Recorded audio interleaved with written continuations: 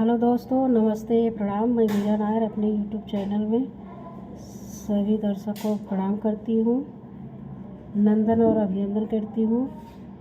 एक विवाह गीत लेके आऊँ। अच्छा लगे शेयर करना, कमेंट करना, लाइक करना, सब्सक्राइब करना। कमेंट बॉक्स में ज़रूर बताइएगा कैसे लगा। एक मुट्ठी चाउरा हो ले लिहलिन बेटी, अरे ले लिहलिन बेटी, अरे छीट तई की जाथिन ससुरवा रे ललनावा, अरे छीट तई की जाथिन ससुरवा रे ललनावा।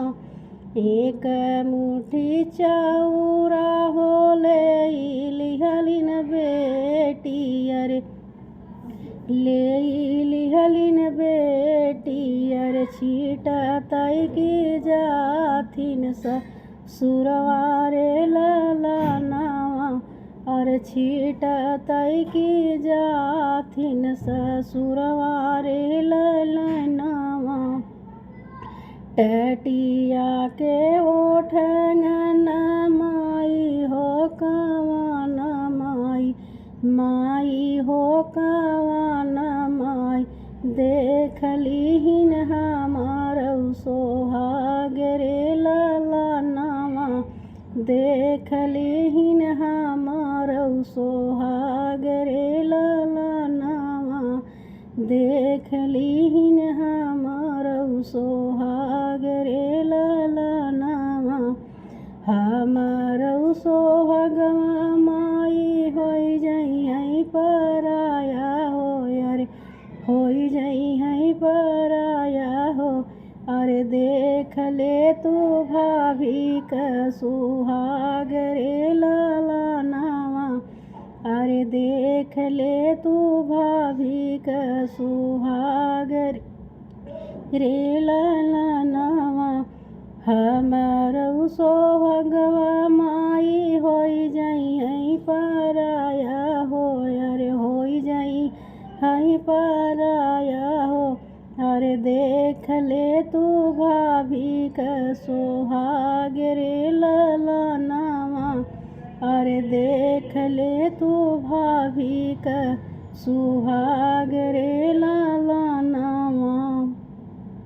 भाभी का सोहागवा बेटी रोज हम देखबै हो, रोज हम देखबै हो, देख ले त तोहरौ सुहाग रे ललनावा, अरे देख ले त तोहरौ सुहाग रे ललनावा।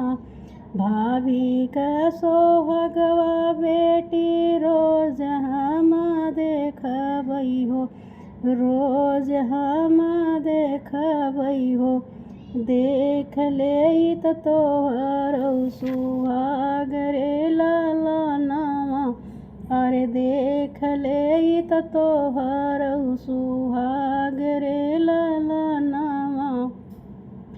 एक मुट्ठी चाउरा हो ले लिहलिन बेटी, अरे ले लिहलिन बेटी, अरे छीट तई की जाथिन ससुरवा रे ललनावा, अरे छीट तई की जाथिन ससुरवा रे ललनावा।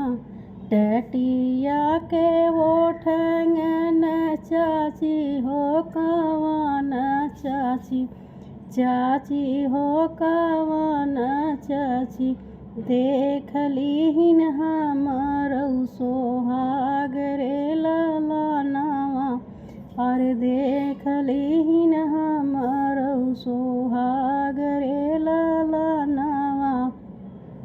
हमारौ सोहागवा चाची होई जइहै पराया हो, अरे होई जइहै पराया हो, अरे देख ले तू भाभी का सुहाग रे ललनावा, अरे देख ले तू भाभी का सुहाग रे ललनावा।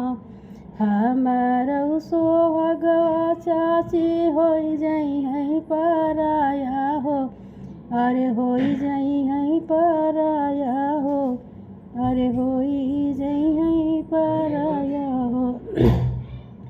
अरे देख ले तो भाभी का सुहाग रे लाला नावा, अरे देख ले तो भाभी का सुहाग रे लाला नावा।